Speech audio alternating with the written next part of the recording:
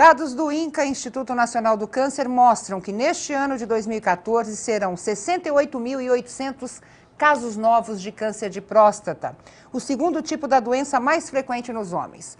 A previsão de mortes é de 12 mil. Quando os exames são realizados preventivamente, as chances de cura são muito maiores, cerca de 90%. Mas o problema é que quase 50% dos homens brasileiros nunca foram ao urologista.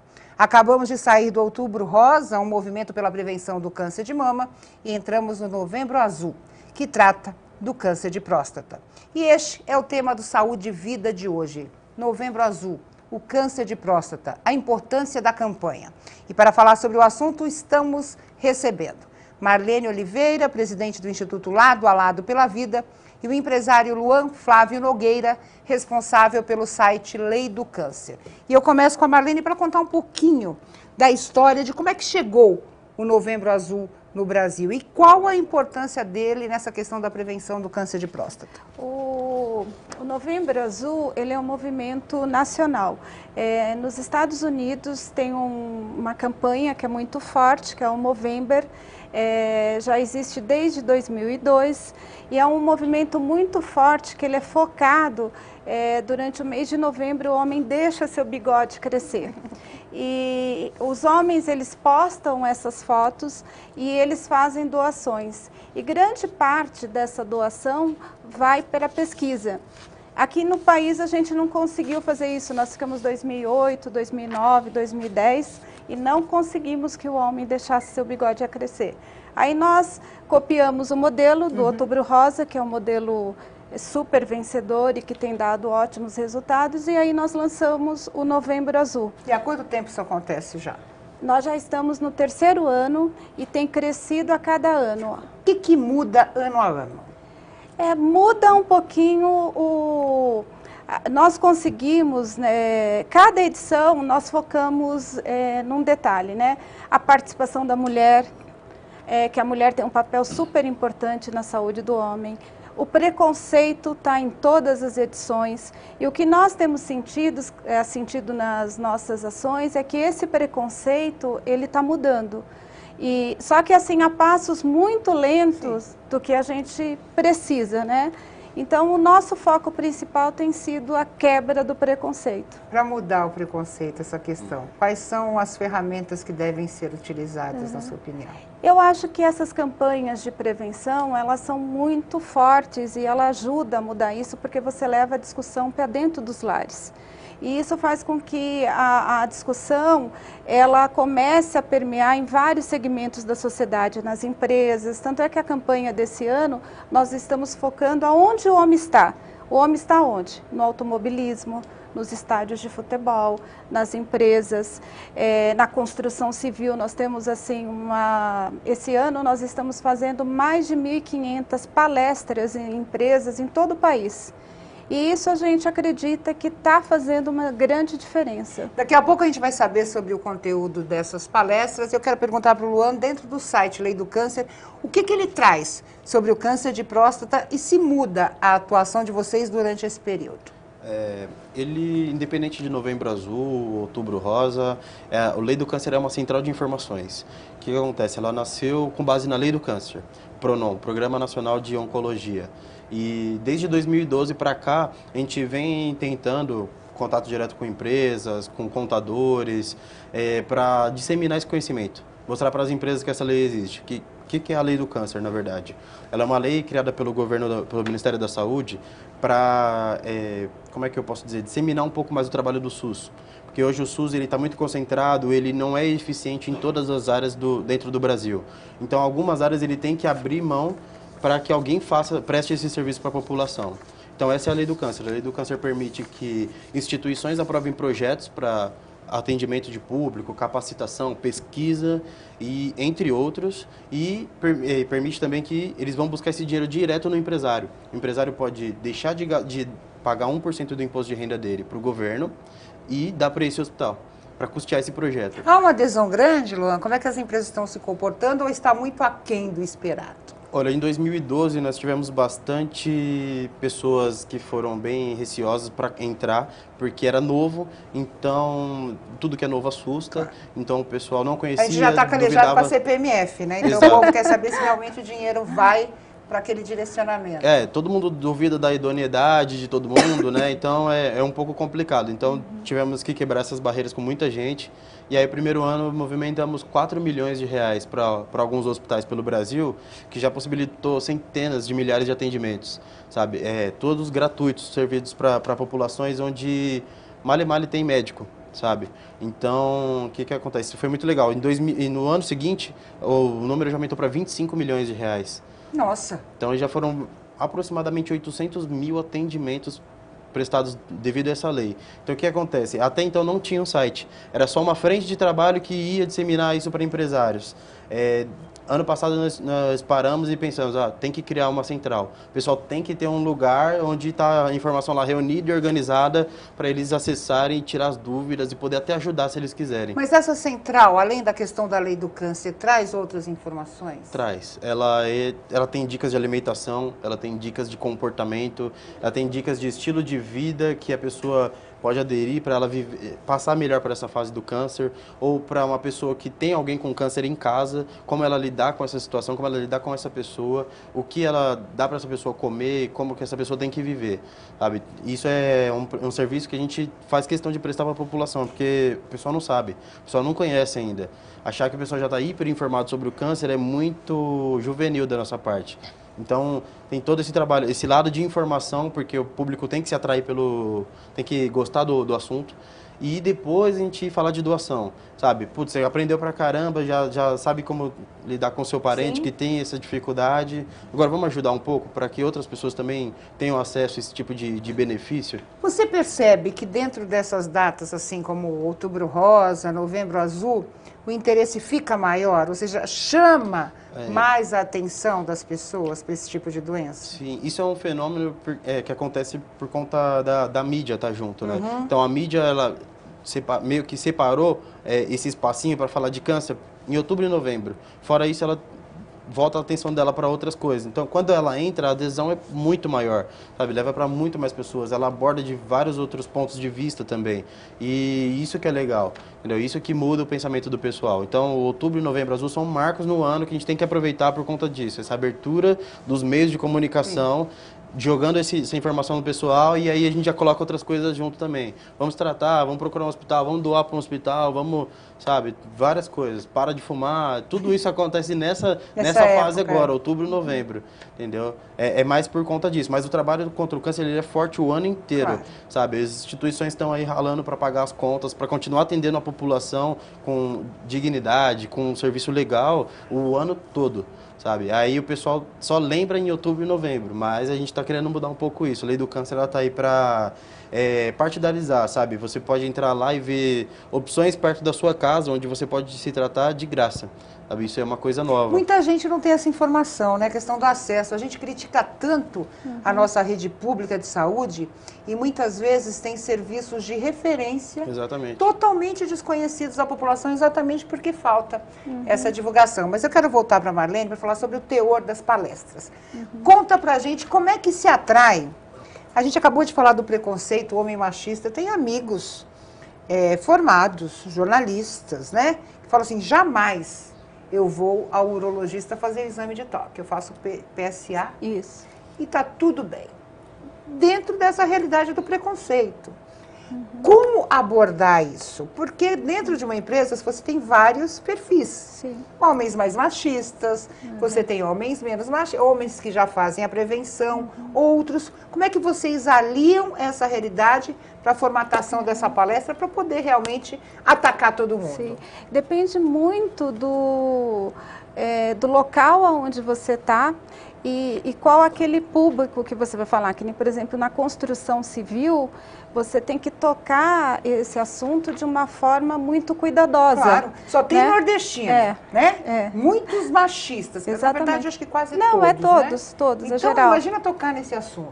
E aí o que a gente faz? Nós sempre colocamos um vídeo da campanha e esse vídeo ele cita um pouquinho, né? A gente começa pela prevenção, Nós começamos falando de obesidade, de circunferência abdominal, de diabetes, aí chega no câncer de próstata. Geralmente, assim, 99% nós levamos médicos, né, para tirar as dúvidas, e sempre tem um tom de piada ao final, né? Tem que existir. Então, se você, quando você sai, aí eles começam a comentar, né? Cuidado, né? Você vai marcar com o médico, vai se apaixonar pelo médico. Então, tem 1000 opções de brincadeiras, né? Mas a gente percebe que isso vai ajudando a mudar e quebrar um pouco esse paradigma, né? Concorda, Luana? Você acha que o homem está mudando? Você como homem, como é que você vê a postura, né, dos homens durante, não só essa época, mas com relação à própria doença? Na verdade, a chacota é o que fica mesmo. Não se pode falar que vai ao urologista, porque já começa... Eles vão escondidos.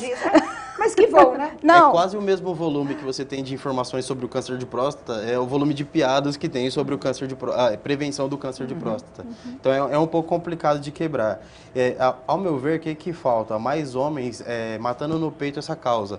Então falar, eu fiz e faz você também, porque não tem nada a ver. Eu sou homem ainda, estou aqui na sua frente, me respeita, sabe? Eu estou pensando não só em mim, estou pensando no bem da minha família também. Porque a partir do momento que o homem opta por não fazer, porque ele é macho, ele está deixando a mulher dele, a filha dele, a mãe dele numa situação de risco também, entendeu? Claro. Então, não é só a vida dele que pode ir embora. Ele pode matar outras pessoas de outra maneira. Eu vi uma pesquisa muito interessante dizendo que quase a totalidade dos homens, quase 100% dos homens só vão ao médico levados pela esposa. Exatamente. Quando a esposa começa a pressionar, por que falta, na sua opinião, essa cultura de prevenção? Então, é pelo método da prevenção, que é a maior barreira, na verdade é a única barreira, sabe? Acredito eu que se houvesse hoje uma outra maneira de fazer a prevenção e ela fosse de conhecimento público, a gente já não teria mais esse problema, porque já não teria que lutar contra o preconceito. Aí seria facinho acabar com o câncer de próstata, entendeu? Só que como Mas a o gente exame tem de toque isso... é essencial para o Então, diagnóstico, exatamente. né? Não, eu concordo totalmente que é primordial. Só que tem esse lado ainda que tem que ser quebrado e ele está enraizado ainda e é muito difícil de tirar essa raiz enquanto houver a piada, enquanto tiver, sabe, essa situação um pouco mais assim. Então, tem que primeiro mudar a cultura, primeiro trazer outros pensamentos, que é o que eu falei da família e tudo mais, tem que pensar em outras pessoas que não sejam só ele, para ele talvez começar a considerar que não tem nada a ver esse negócio de um dedo, de tocar no assunto, isso não desmerece ninguém, não tira a masculinidade de ninguém. Mas a Marlene discordou de você, por quê? Porque eu acho que, eu tenho certeza. É muito interessante a gente ouvir a posição da mulher e do homem, Sim. Exatamente até para a gente confrontar, cada um tem uma opinião mesmo, exatamente. e várias coisas podem ser tiradas Lógico, disso, né? lógico. Depois eu vou falar sobre isso também.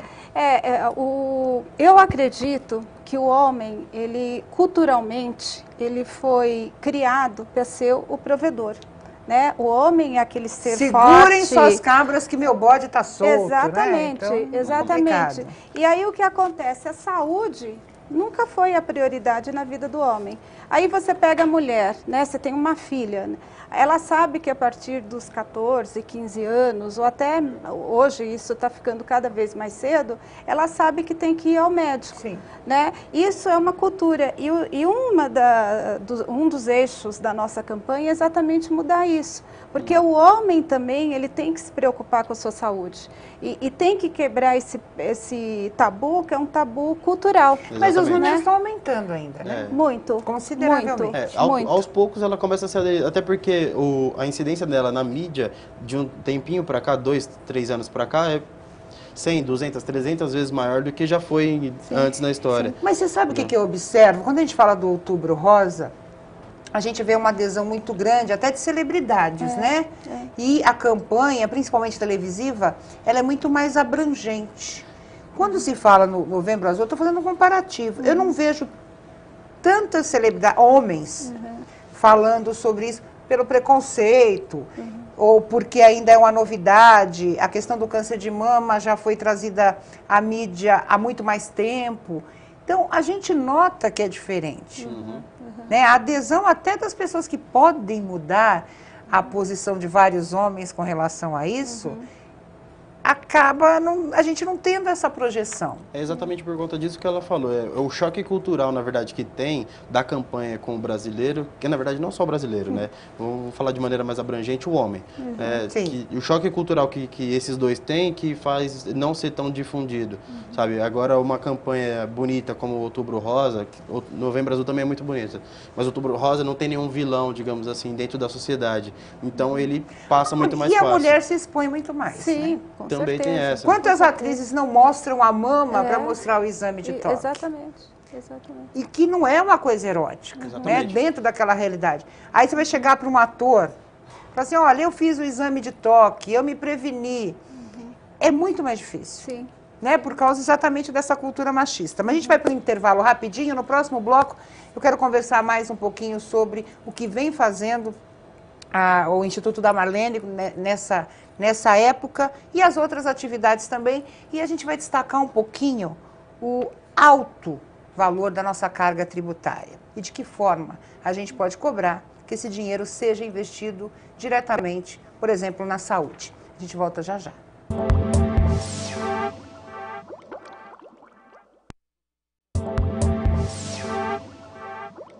Voltamos com Saúde e Vida, hoje falando sobre a campanha Novembro Azul. E a gente viu durante todo o mês de outubro muitos prédios iluminados com a cor rosa, exatamente por causa do Outubro Rosa e da prevenção ao câncer de mama. A Marlene me deu uma boa notícia. Todos os prédios que entraram na campanha do Outubro Rosa também estão no Novembro Azul. A gente tem algumas imagens aí. O país está iluminado por uma nobre causa, né? Está aí a Avenida Paulista, vários prédios iluminados, a antena da TV Bandeirantes também. Aí, é aquele túnel que... e o nosso Monumento às Bandeiras, o Deixa que Empurro, que o Giba não queria que eu falasse, mas é mais conhecido. Também mais Avenida Paulista. Mais um prédio na Avenida Paulista. Mais uma torre bonita da Gazeta. Isso é ao lado do prédio. E a nossa Assembleia Legislativa do Estado de São Paulo, que também entra nessa campanha. A importância disso é até olhar e lembrar. É isso? Exatamente, porque associa a cor à doença. E isso já virou um ícone, né, nas campanhas. E isso acaba sendo um grande fator das pessoas identificar a cor com o tema que está em discussão, que no caso o azul seria associado ao câncer de próstata. Você trouxe alguns brindes aí da campanha, são distribuídos. Como é que funciona isso? Nas palestras ou vocês fazem também mutirão? Fazem aquela coisa do farol? Mostra a camiseta primeiro, drible o preconceito. E é importante dizer que cada organização que faz a campanha cria um slogan para ela e o Instituto criou o Drible o Preconceito e traz esse bigodinho. Posso mostrar? Pode. Olha que ideia sensacional. Para quem eu mostro, André? Não fico bem de bigode, mas para essa causa, né? Super importante. Olha que interessante, até para criar esse movimento positivo e a gente copiar os Estados Unidos, né? Que os homens deixem aí o bigode crescer nessa época. Camiseta, a bolinha, o bottom. Tem uma cartilha que eu entreguei. Esse aqui é um folheto, onde esse folheto nós já rodamos 4.600.000. É uma tiragem assim que nós crescemos 1000%. O Instituto é brasileiro? É brasileiro. Olha a cartilha. E essa cartilha é uma cartilha de apoio ao homem com câncer de próstata. A partir do momento que ele recebe o diagnóstico, tudo que ele tem que fazer, né? O apoio familiar, alimentação, os direitos dele, né? Quais são os direitos do paciente, tudo isso ele encontra nessa cartilha. Agora, Marlene, o Instituto recebe, vamos dizer assim, e-mails, mensagens de homens perdidos quando descobrem essa doença? Vocês têm um encaminhamento? Como é que funciona? Temos. Isso é uma das coisas que eu acho que é a alma do nosso trabalho, né? Então, nós recebemos, que nem agora, na época da campanha, nós estamos perto de 2.000, 1.500 e-mails dia. Nossa. E o que nos deixa muito feliz, porque a campanha está tomando uma proporção muito grande e muitos homens que não conseguem o atendimento. Isso é uma coisa que nos deixa muito triste, né? E nós tentamos buscar apoio e o Instituto agora vai entrar com um braço muito forte, político, para a gente ajudar a mudar isso no país, né? A gente pode criar até uma parceria aqui do Instituto com a Lei do Câncer, Exatamente. até para incentivar as empresas, porque a gente está falando de 2.000 e-mails por dia de uma organização só. Sim. Se juntar todas as organizações que trabalham com isso, Nossa. e as contribuições ou as perguntas, denúncias até que recebem, esse número é muito maior. Com certeza. Luan, você falou de 800 atendimentos, né? 800 mil atendimentos. Exatamente. Olha como a gente pode aumentar isso aí, criando essa conscientização nas empresas. Isso falando de poucas instituições que já aderiram ao programa. Então, é um número bem expressivo, mas está concentrado. Sim. Se abrir isso para o Brasil, meu Deus do céu, multiplique muito. São Paulo Ah, ainda é modelo, né? São exatamente. Paulo já sempre adere, é sempre maior, mas a gente entra na questão do machismo, vai lá para o Nordeste, para o Norte, Cresce. fica muito mais complicado. Na verdade, cresce também a falta de instituições que podem oferecer também a prevenção para eles, sabe?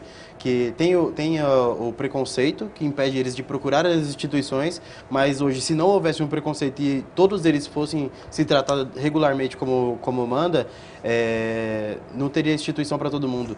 Então, o nosso caminho é um caminho contrário. A gente vem reforçando, pedindo ajuda para as instituições, para reforçar elas, para que sejam criadas mais, para que cada vez hajam mais projetos em prol da população, para que o dia que todos eles quiserem procurar, tenha atendimento e tenha atendimento bom para todo mundo. A gente está falando do Instituto do Homem aí, que é no Hospital Brigadeiro, que eu conhecia o Pérola Baito, por ser um atendimento à mulher, mas que é um hospital que pode melhorar o seu atendimento com esse tipo de contribuição. Exatamente. Porque muitas vezes a gente fala da nossa carga tributária, que é a mais alta do mundo, né? Eu choro todo mês quando vem o meu imposto retido na fonte ali, né? Mas que se fosse utilizado da maneira devida e que a gente soubesse realmente a destinação desse tributo, nós ficaríamos mais aliviados. Não tão contentes assim, mas mais aliviados, sabendo Dá uma diferença grande no orçamento da como saúde. o empresário tem garantido isso. Como é que é possível garantir que esse dinheiro que ele tira de 1% do tributo vai mesmo para a saúde, Luan? Como é que o Ministério fez esse mecanismo aí de contribuição? Ele criou um mecanismo para estímulo de novos projetos na área da luta contra o câncer, isso é mais específico. E o que acontece? Qualquer instituição, hospital, que preste um serviço para a população tem o direito de aprovar um projeto específico, com objetivo específico lá no Ministério e captar recurso de imposto dos empresários para executar esse projeto. Então, o que isso muda o cenário da saúde hoje? Hoje a gente paga imposto, não controla o retorno, não vê para quem vai, para quem a gente ajudou.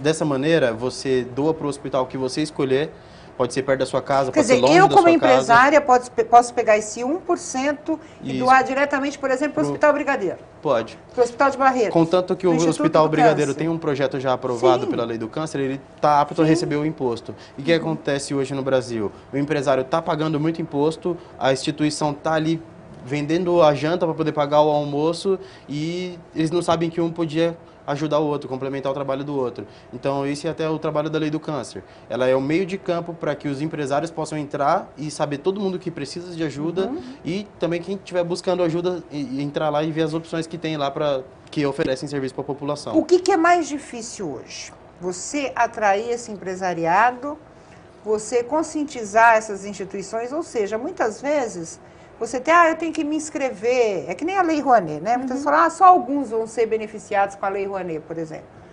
Os artistas famosos, e você acaba generalizando outras leis de incentivo, né? Como garantir a essas instituições também que vale a pena estar inscrita nesse tipo de legislação? Então, é um dinheiro que vem para complementar um orçamento, que a gente sabe que o orçamento hoje da área da saúde ele é muito enxuto, ele é muito... Ainda mais com a tabela do SUS, né? Exatamente, ele não é suficiente para boa parte dos hospitais hoje. Então, esses hospitais que estão fazendo um serviço gratuito para a população, ainda tem que achar tempo para ir falar com empresários, explicar o trabalho deles, a importância do trabalho deles e conseguir dinheiro. sabe? Então, isso é muito difícil hoje. Então, a lei do câncer, ela é muito legal também, que permite essa proximidade entre os dois, e o empresário ele vai estar vendo, ó, ele vai dar o dinheiro, mas ele vai querer um relatório depois daquilo, sobre de quantas pessoas ele pôde atender, o hospital pôde atender, sim, quantas vidas foram salvas, ou o equipamento que foi comprado, para que está sendo usado. Ele pode ali diretamente e o hospital vai responder ele diretamente também. Isso muda o cenário, tira aquela figura do governo que controla tudo e que organiza tudo e que não informa, entendeu? E coloca isso numa cena onde o hospital está falando direto com o empresário, ele está doando, está acompanhando, e o benefício é sempre para a população. Quer dizer, não só atendimentos, mas projetos. Por exemplo, a gente viu espalhados pelo estado de São Paulo as carretas, né, do câncer de mama, fazendo mamografia, atendendo a mulher que muitas vezes não tem acesso a esse tipo de atendimento. Mas eu não vi a carreta do Novembro Azul. Que o exame é muito mais fácil, muito mais simples, né? Muito mais barato, que a gente está falando tanto do PSA, que é um exame de sangue, quanto do exame de toque, que não precisa de um aparelho específico. O hospital inscrito na lei do incentivo, que queira fazer um projeto como esse, ou seja, compra de equipamentos, uma carreta, por exemplo, montar e viajar pelo estado, ele pode dentro dessa lei? Pode. Então, a lei ela permite projetos para pesquisa, para compra de equipamentos, para custeio de equipamentos, para ampliação de unidades, para criação de unidades. Então, isso deixa muito mais ativa a área da saúde. O que acontece? No primeiro ano, que foi um ano assim de início da lei, então era um pouco bem mais fraco, na verdade, nós tivemos algo próximo de 700 milhões de renúncia fiscal do governo. Então, 700 milhões que ele abriu mão de receber. Ó, se as pessoas quiserem doar, tá aí para elas escolherem. Entendi. Mas se elas não quiserem, o dinheiro volta para mim. Entendeu? Então, esses 700 mil vai para o bolso deles, se não forem utilizados. Então, por isso que a gente fala... absurdo, né? Você pensar bem, é absurdo. Exatamente. Fala, doa direto. Pô, isso aqui pode beneficiar a sua região, você acompanha a aplicação disso daí, sem contar que você dissemina a saúde, sabe, pelo país. Não fica mais em grandes polos, sabe, grandes capitais e um ou outro hospital de qualidade pelo Brasil. Olha, você me deu uma ideia, você pode até abraçar essa bandeira. A gente viu que o programa da Nota Fiscal Paulista, aqui no estado de São Paulo, muita gente não resgatou o dinheiro. E tem um prazo. E não sei quantos milhões sobraram e vão voltar para os cofres, né, do nosso tesouro estadual. Ou seja, por que não pegar um deputado e criar uma lei que faça com que esse saldo, né, que ficou lá na Nota Fiscal Paulista, que as pessoas não resgataram, possa ser direcionado a gente criar uma lei estadual de incentivo. Né? Não, isso é perfeito. Porque volta para o tesouro e as pessoas não sabem o que vai acontecer com esse dinheiro, pode ser aplicado em qualquer área, por que não direcioná-lo? Hoje, em algumas cidades do Brasil, já existe uma coisa chamada recarga do amor. Que é isso? Na maquininha onde você passa o cartão de débito e crédito, algumas delas já aderiram à doação. Então, ali você tem opções de pagamento e opções de doação na mesma maquininha. Se coloca e doa para o hospital que você quiser. Então, isso é maravilhoso. Isso já é uma das atitudes que estão rolando por aí, que vão mudar o cenário da saúde. Porque muita gente quer ajudar e não sabe como, né, Marlene? Agora, conta um pouquinho para a gente. Quando eu comecei a fazer o programa, eu comecei a pesquisar dúvidas, né, sobre a doença. Vocês recebem isso também? Vocês têm no site, assim, dúvidas frequentes. O que é tratamento diagnóstico?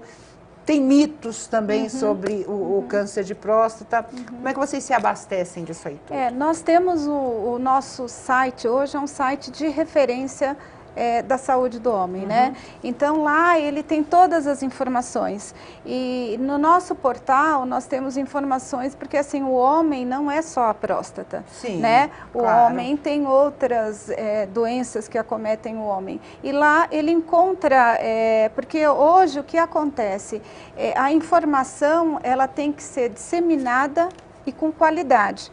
Porque hoje as pessoas, nós mesmos, né, qualquer coisa que você tenha ou que você teve um diagnóstico, você vai lá no Dr. Google e lá você busca informação. E muitas vezes, tá errado isso. E muitas vezes você está com informação totalmente equivocada.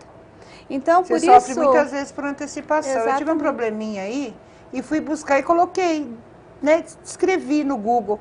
Veio o pior diagnóstico do mundo. Eu falei, não, vou procurar um médico, eu preciso tirar isso da cabeça. Exatamente. Mas quantas pessoas acabam fazendo, usando o Dr. Google e colocando a certeza de que aquilo é o correto, é o diagnóstico certo. E isso é muito sério no nosso país, né? Então, o nosso foco no Instituto, a alma do nosso trabalho está aí, em levar informações de qualidade. Nós temos um board médico hoje, onde nós temos os melhores e maiores especialistas do país em várias patologias. E eles contribuem no site. Contribuem. Então, assim, eles não são remunerados. Sim. Eles fazem isso como um trabalho voluntário. Então, esses materiais que nem a cartilha, se você entrar no nosso portal, tudo que tem lá é um conteúdo validado por um corpo médico, né? E isso ajuda muito, porque você começa a ter informação de qualidade circulando. E isso ajuda muito, né? Vamos falar um pouco da prevenção. A prevenção é muito mais barata, né? A gente sabe que investir nessa prevenção garante a economia, né, no futuro tratamento. Por que a gente não tem essa cultura também? Falando em cultura, o Luan já trabalhou com cultura também. Por que a gente não tem a cultura da prevenção, Luan?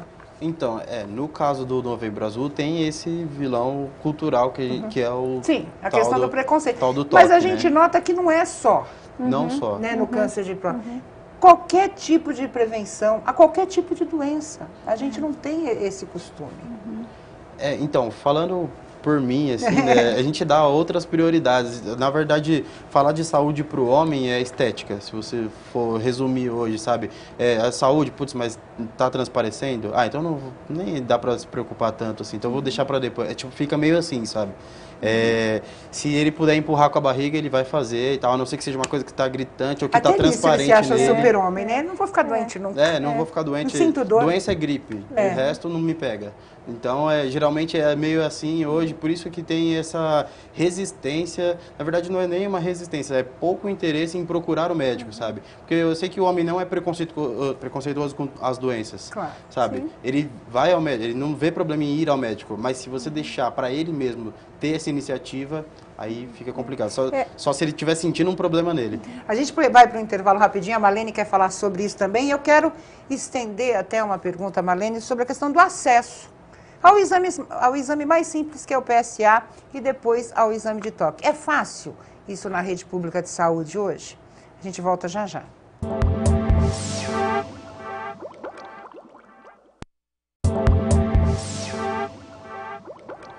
Voltamos com Saúde e Vida, hoje falando sobre o Novembro Azul. Eu deixei uma pergunta para a Marlene sobre a questão do acesso.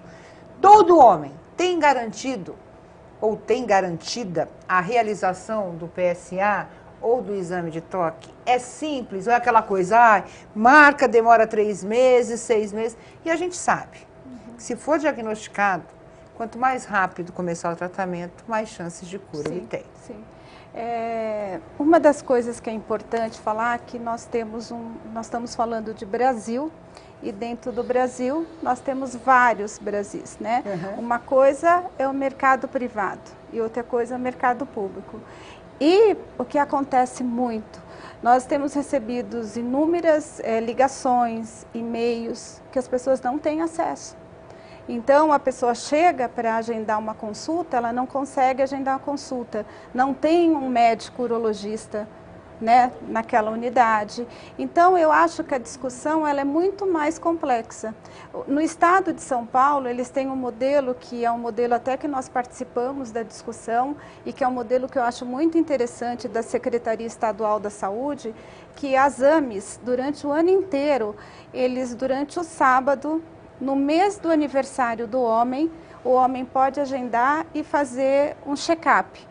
E nesse check-up... Copiaram a mamografia, né? Exatamente. É o mesmo modelo da mamografia. Aí lá ele tem um cardiologista, um urologista e um clínico geral. Caso aquela pessoa ela esteja com algum indicativo, né, de um câncer, já tem o encaminhamento. Esse é o modelo que nós temos aqui no estado de São Paulo, só que nós estamos falando de Brasil, né? E essa realidade ela muda muito, principalmente quanto mais você vai afundando nesse país, você vai percebendo que a discussão vai ficando mais difícil. Eu vi alguns casos que os homens morrem sem nem saber que tinham o câncer de próstata. Exatamente. Ele desencadeou outros tipos de problema. Estava tão grande, né? Já tinha avançado tanto que a causa, claro que foi o câncer que desencadeou aquilo, mas foi ou um problema cardiovascular, ou um problema cardíaco, porque a pessoa não sabia que tinha o câncer de próstata. É interessante, nós temos uma campanha que nós fazemos no mês de setembro, que é de doenças cardiovasculares. As doenças cardiovasculares matam a cada 1 minuto uma pessoa no mundo. E aí o que acontece, se você pegar os números, as doenças cardiovasculares, elas matam 2 vezes mais do que o câncer.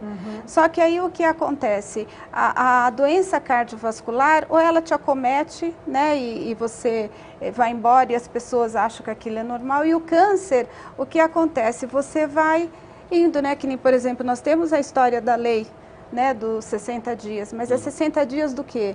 É 60 dias do diagnóstico, é 60 dias da biópsia, é 60 dias do quê?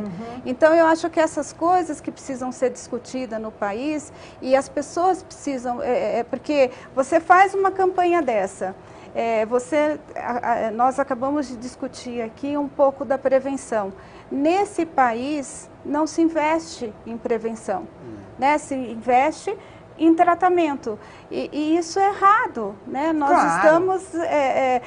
essas Você atitudes... pode economizar na ponta, né? Sim, e salvar vidas, exatamente. Que é o principal. Então, por que o Ministério da Saúde não entra conosco nessa campanha? Por que não participa conosco nessa campanha?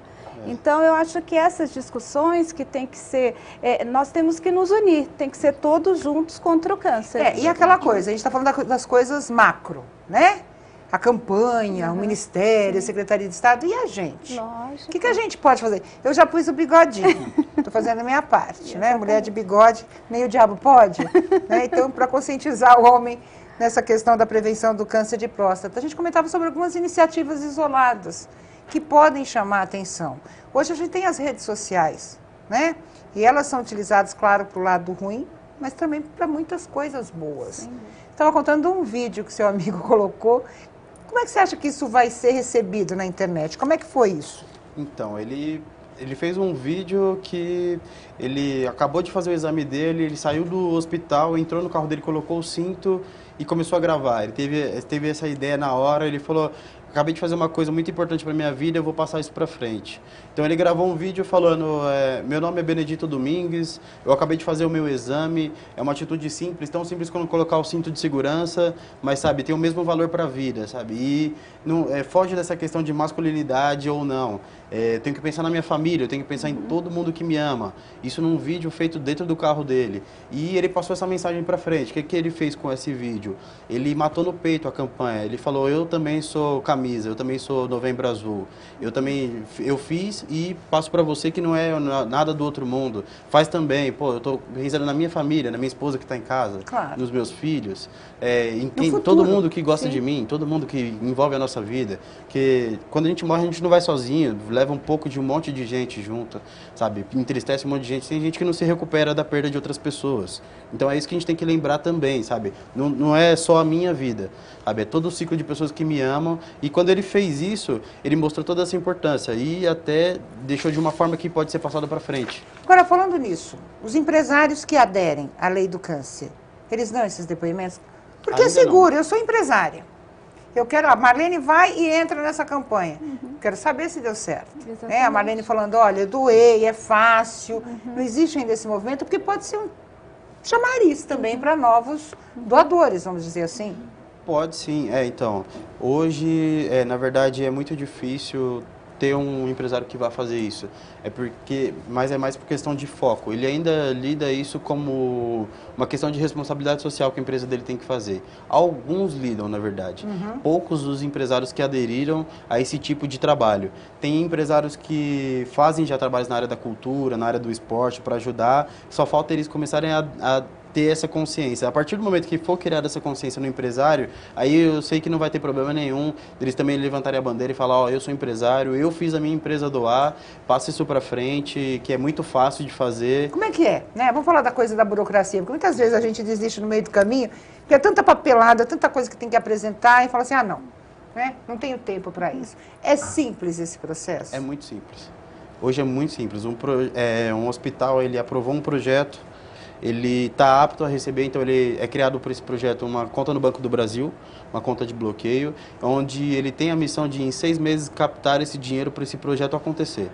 Então, o empresário que quiser doar... Várias empresas podem doar para o mesmo projeto? Várias empresas. Tá. Até que ele atinja o limite dele, várias empresas podem doar quanto Que quiserem. limite é esse? 1% do imposto de renda da empresa. Tá. Então, da alíquota de 15, ele vai tirar 1% desse valor e doar para um hospital. Pode parecer pouco, mas a renúncia fiscal para isso já é de 1,2 bilhão. 1,2 bilhão de reais a mais na saúde. Quantos hospitais, quantos centros de atendimento, quantas carretas a gente não podia construir e largar pelo Brasil inteiro para fazer esse trabalho para a gente, né? Então é uma questão só de falta de conhecimento ainda, porque a lei é muito nova. O que é o nosso trabalho agora, hoje no mercado? É levar para o empresário e falar, ó, ela existe, não é mentira, não é balela, você pode se envolver na luta contra o câncer, não gasta R$1.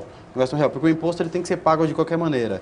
Então, se para o governo ou se para um hospital, é a escolha sua.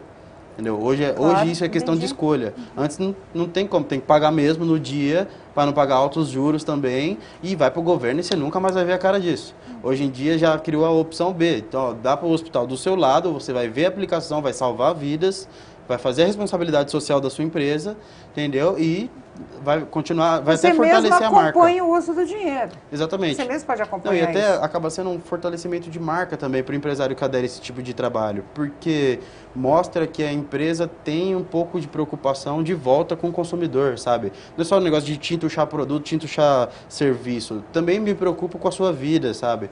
Então, é uma relação de troca sempre. A empresa sabe que ela tem que estar em dia com a sociedade para que a sociedade continue aderindo à marca dela, sabe? Então, atitudes como essa ajudam também. A gente vê, né? Eu vou citar um hospital que é um hospital particular, rico, né? Mas que recebe muitas doações, que é o Albert Einstein. A gente entra lá, tem uma paredinha de doadores. Por que isso? Porque eles têm essas pesquisas que são direcionadas não só para o público deles, mas que podem ser utilizadas por pessoas carentes também, por toda a população. Tem alguns atendimentos gratuitos, dependendo da necessidade, eles não se omitem, né, quando procurados. Então, isso é bem interessante. Eu vou te fazer uma pergunta sobre as maiores dificuldades, uma pergunta meio delicada. Quais são os seus maiores desafios hoje frente ao Instituto? Ou seja, quais são as maiores dificuldades do Instituto hoje para fazer o trabalho dele? Olha, o Instituto, nós temos crescido muito a cada ano, mas o que nos deixa muito, assim, que nos tira o chão, é exatamente essa discussão nossa, que é, você faz uma campanha maravilhosa, né? Ela está crescendo, a mídia tem sido uma grande aliada nossa nessa campanha, porque a partir do momento que a mídia começa a dar espaço, as pessoas, isso vai atingindo mais pessoas, e aí o que acontece? As pessoas vão agendar uma consulta, ela não consegue agendar a consulta. Começa a soar mais natural quando a mídia dele. E aí, o que a gente precisa enquanto instituto, eu enquanto presidente, que é a minha missão? Agora, peraí, antes de você falar do que vocês precisam, como é que você entrou nessa? Tem alguém na família, teve algum caso? Tem uma história que é uma história muito pessoal. Eu trabalhei durante muitos anos com um médico, urologista, que era um dos maiores ícones da urologia, que era o Dr. Eric Wlokławski, e ele, assim, por ironia da vida, foi acometido, né, com câncer de próstata, e eu acompanhei todo o processo da doença. E isso, assim, eu conversava muito com ele da importância de ter campanhas e de ter ações, porque até então não tinha nada. Sim. E aí eu levantei essa bandeira, criei o Instituto. Como a mulher, ela tem um papel super importante na saúde do homem, eu, enquanto mulher, tenho orgulho de presidir um instituto. E olha o porquê, né? A justificativa, o que tem que acontecer na vida da gente para criar esse comportamento. Continua dos desafios. Eu te cortei porque eu achei interessante perguntar isso. E os nossos desafios é exatamente esse, né? É criar um elo de comunicação onde a gente consiga ter, que nem, por exemplo, o que ele coloca aí é fantástico, é maravilhoso, e eu acredito que num futuro muito próximo nós vamos ter muito mais empresas envolvidas. Agora, eu também questiono um pouquinho, que nem, por exemplo, um hospital como o Albert Einstein, ele também inscreve projetos pela lei de Pronom.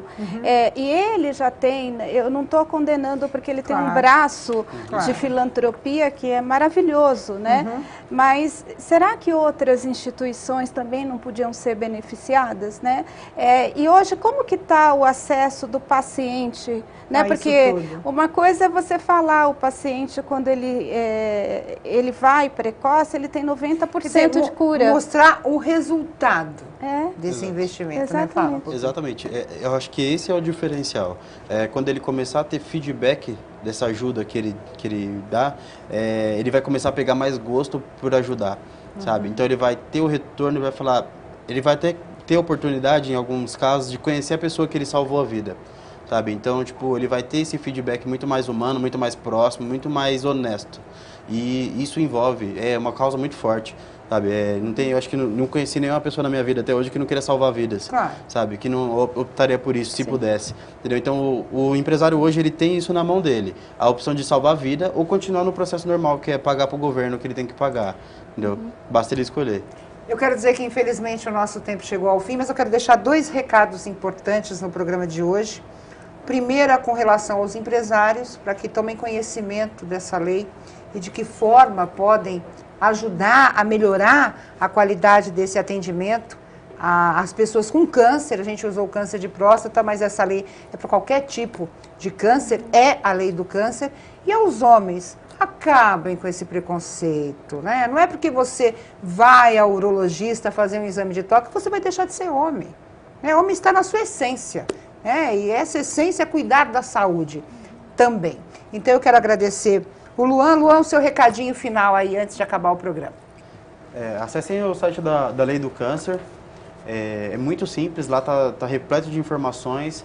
Ele hoje ainda está um pouco mais voltado para o empresário, porque a gente de fato quer ajudar as instituições, mas ele também traz muita dica para o público final, para pessoas que têm câncer ou que têm algum caso de câncer na família, para não ficar desamparado, porque nós sabemos que é muito difícil de conseguir atendimento sempre que a gente precisa. Então tem que ter uma fonte de dados para a gente correr quando o calo aperta. Então, por favor, acessem lá, e quanto mais pessoas acessarem, mais forte fica o trabalho e mais justa fica a nossa saúde. Marlene, muito obrigada, parabéns pelo seu trabalho. Eu espero que o ano que vem seja maior ainda. Vai ser. E o seu recado final? O meu recado final é que vamos investir em prevenção. O Instituto está fazendo a sua parte, eu espero que muito mais instituições e que o governo também mude um pouquinho esse olhar e invista em prevenção. E eu peço para as pessoas acessar o nosso site, que é o novembroazul.com.br. Lá você vai ter todas as informações da campanha, aonde ela está, quem está aderindo à campanha e informação de qualidade. Quero mais uma vez agradecer a Marlene e o Luan, quero agradecer a você. Eu aderi aí ao Novembro Azul, gostei do bigodinho, acho que é uma forma de chamar a atenção. E o Saúde e Vida vai ficando por aqui, nós temos um encontro no próximo programa. Um grande abraço e até lá.